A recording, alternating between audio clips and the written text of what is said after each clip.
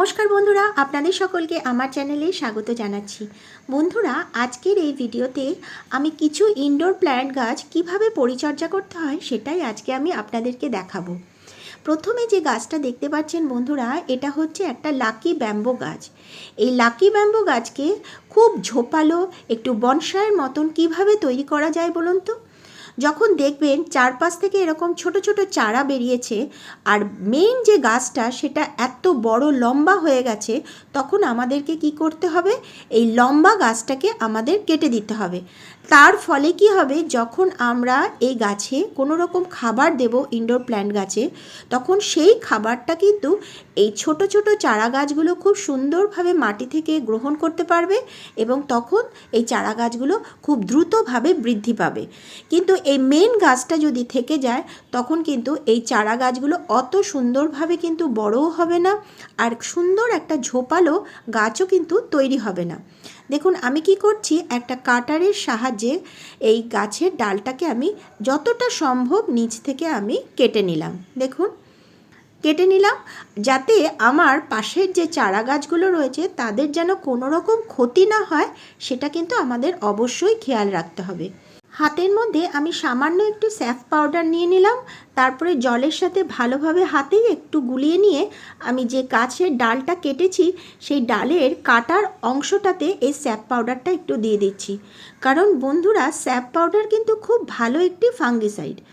আর যে ডালটা কেটে নিয়েছি সেই ডালের নিচের পোর্শনটাতেও আমি ভালো করে স্যাপ পাউডারটা লাগিয়ে নিলাম এবং ঘন্টাখানেক আমি এটাকে এই অবস্থাতেই রেখে দেবো, যেন পুরো পাউডারটা ভালোভাবে শুকিয়ে যায়। এতে পুঁতে দেবো, যদি বেঁচে যায় তাহলে আমি আবার মাটি তৈরি করে আরেকটি ব্যাম্বো স্টিকের গাছ তৈরি করব।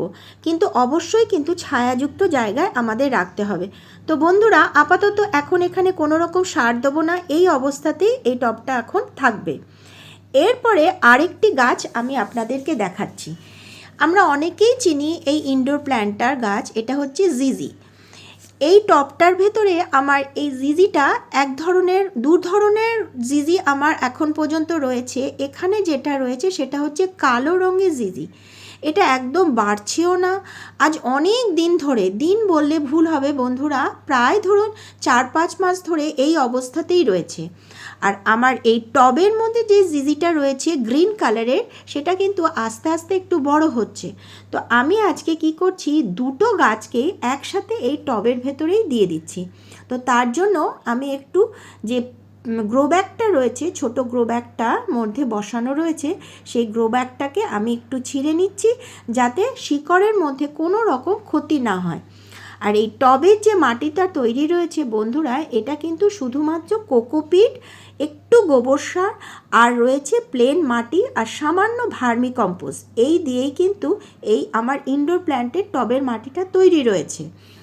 এখানে আমি হালকা করে একটু ফাঁকা করে মাটিটা আমি ভালো করে দেখুন গাছটা বসিয়ে দিলাম। যদি বেঁচে যায় তাহলে খুব সুন্দর লাগবে, একই সঙ্গে দু ধরনের জিজি একই টবে, দেখতে কিন্তু খুব ইউনিক লাগবে বন্ধুরা। আর যেহেতু একটা ছোট্ট টবের ভেতরে মানে গ্রো ব্যাগের ভেতরে এই গ্রিন কালারের জিজিটা ছিল, সেটা কিন্তু খুব তাড়াতাড়ি ভালোভাবে বাড়তে পারছিল না, তাই আজকে আমি এই টবটার ভেতরেই দিয়ে দিলাম। যদি আমার এই কালো রঙের জিজিটা বেঁচে দেয় তাহলে তো খুবই ভালো, তাহলে দুটো গাছ একই সাথে থাকবে, দেখতে কিন্তু খুব সুন্দর লাগবে। আর যখন এই গাছগুলোর কিন্তু চারাও বন্ধুরা বেরোয়, আমরা চাইলে তখন এখান থেকে আস্তে করে চারা তৈরি করে আরও জিজির টব কিন্তু আমরা তৈরি করতে পারি।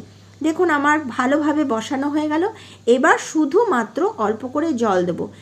এমনিতেই বন্ধুরা ইনডোর প্ল্যান্টে কিন্তু প্রত্যেক দিন জল দেওয়ার একদম প্রয়োজন হয় না, আর জিজি গাছে তো একদমই দরকার হয় না। গরমকাল বলে 2 দিন পর পর জল দিলেই যথেষ্ট, আর শীতকালে সপ্তাহে 1 দিন কি 2 দিন ভালোভাবে গাছটাকে চান করিয়ে দিলেই যথেষ্ট। প্রতিদিন কখনো এই গাছে জল দেওয়া চলবে না।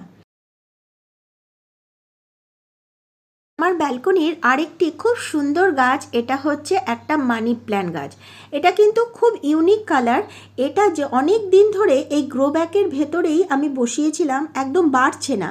তো আজকে আমি একটা টবের ভেতরে বসাবো, প্লেন মাটিতেই কিন্তু বসাচ্ছি বন্ধুরা। এখানে কিন্তু কোনো রকম কোকোপিট আমি ব্যবহার করছি না। এই যে টবে মাটিটা রয়েছে বন্ধুরা, এগুলো হচ্ছে আমার অন্যান্য গাছের টবের ব্যবহার করা মাটি। সেগুলো গাছগুলো মরে গেলে কি করি, আমি মাটিটাকে সুন্দর করে মানে শুকিয়ে ঝুরঝুরে করে যে কোনো একটা জায়গায় রেখে দিই। তারপরে গাছ বসানোর সময় আমি এই মাটিগুলোই ব্যবহার করি। দেখুন সুন্দর করে আমি গ্রো ব্যাগ থেকে বার করে নিলাম এই মানি প্ল্যান্ট গাছটা। খুব সুন্দর কিন্তু এই মানি প্ল্যান্টের কালারটা, হোয়াইটের মধ্যে গ্রিন দিয়ে ছিটছিট কালারটা। আমার কিন্তু 5 ধরনের মানি প্ল্যান্ট গাছ আছে বন্ধুরা, প্রত্যেকটা গাছ কিন্তু খুব সুন্দর। আর এইগুলো যদি ঘরের ভেতরে গরমকালে রাখা যায়, ঘর কিন্তু খুব ঠান্ডা হয়ে থাকে বন্ধুরা। এই মানি প্ল্যান্ট গাছে কিংবা ইনডোর প্ল্যান্ট গাছগুলো যদি ঘরে রাখা যায়, ঘরের মানে সৌন্দর্যটাও যেমন বেড়ে ওঠে, ঘরও কিন্তু খুব ঠান্ডা রাখে।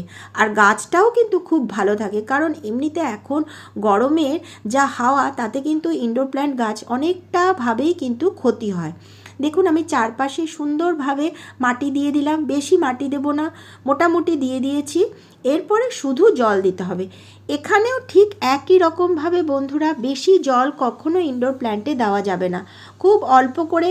এখন গরমকাল বলে একদিন অন্তর অন্তর আমি জল দেবো, এভাবে দিলেই কিন্তু গাছটা বেঁচে উঠবে। যখন আরেকটু বড় হবে তখন দেখা যাবে আরেকটু বড় টবে, তখন এটাকে রিপোর্টিং করতে হবে। ব্যালকনিটা দেখতে পাচ্ছেন বন্ধুরা, অনেকটাই নোংরা হয়ে যায়। প্রত্যেক দিন আমি যখন আমার বাগানের কাজ করি এইভাবেই কিন্তু নোংরা হয়, কিন্তু তার মধ্যেও রয়েছে বন্ধুরা প্রচুর আনন্দ, কারণ আমি বাগান করতে ভীষণ ভালোবাসি। আর আমি সবসময় মনে করি কখন আমি আমার ব্যালকনি বাগানে যাব আর আজকে কি কি কাজ করতে হবে, ওইগুলো আমাকে সারাক্ষণ মাথার মধ্যে ঘুরতে থাকে। দেখুন 3টে গাছ আমি আজকে রিপোর্টিং করলাম, 3টে ইনডোর প্ল্যান্ট গাছের আজকে যত্ন করলাম এবং অল্প অল্প করে জল দিয়ে দিচ্ছি। এখন 2 দিন আর কোনো রকম জল আমি দেব না। বন্ধুরা আপনাদের যদি আমার এই ভিডিওটা ভালো লাগে তাহলে অবশ্যই একটি লাইক, সাবস্ক্রাইব ও শেয়ার করে দেবেন। আর কমেন্ট বক্সে অবশ্যই লিখবেন কেমন লাগলো, কারণ আপনাদের একটা কমেন্ট আমাকে খুব উৎসাহ করে আরেকটি ভিডিও তৈরি করতে। তো আজকের ভিডিওটা এখানেই শেষ করছি। অনেক অনেক ধন্যবাদ।